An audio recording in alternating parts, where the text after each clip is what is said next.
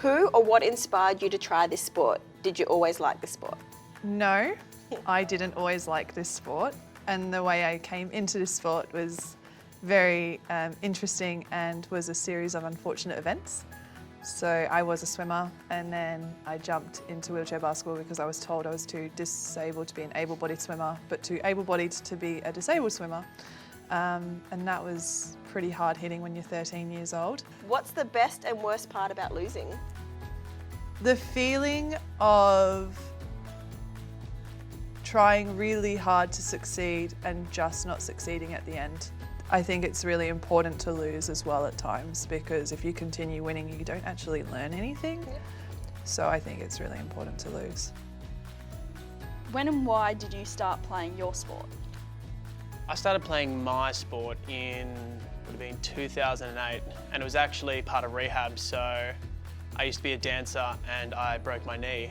Bad knee injury, and rowing just happened to be a linear sport, which was excellent for rehab, and fell in love with it and just ran with it from there. How do you manage your work-life balance, Nina? Ooh, I think that's a tricky one, and I think like it changes from person to person. Like I know that me and you are very different. Like I like to have a massive balance. I work like twice a week to 3 times a week. I go to uni like once to twice a week, but then also train full time.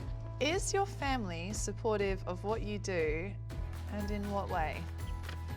Well, my family is very supportive. I'm very lucky in that way. Sometimes maybe too supportive. The dad's always like following, you know, everything that I do. They come to all the big tournaments. Mum, she like used to drive me around before, you know, I had my license, because I started quite young. So there was that support. But not only that, when things are rough, I've always got my mum to talk to about things. What tough choices have you had to make, and how did you make them? One that really stands out for me was after we didn't qualify for Rio in 2016, and having to cope with the heartbreak and the loss and the grief and then trying to pick up all the pieces afterwards and be like, am I ready to do another 3 years, 4 years of sacrificing everything? Jack, do you have any hidden talents?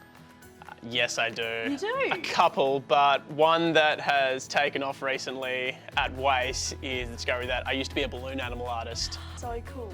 I've got one here actually I can do, because you were telling me you have a sausage dog at home, so I might make it a little friend. So oh my goodness. Let's see, I think that'll be good enough to start with.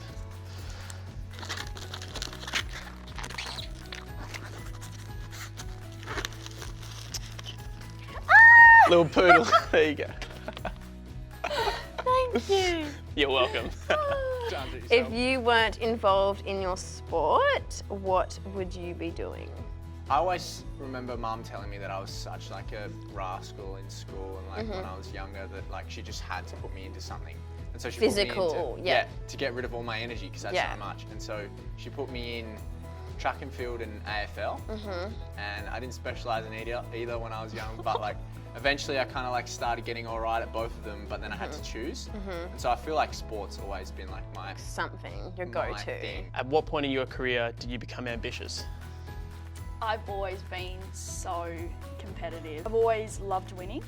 So being ambitious was something that's been instilled for me, but definitely as I've gotten older, I've learned that you can't always be the best at everything, but you can try and at least do well in the areas that you want to choose. Getting into my sport actually just gave me this like avenue to really channel that ambitious nature towards competition, and it just, I really found myself in that.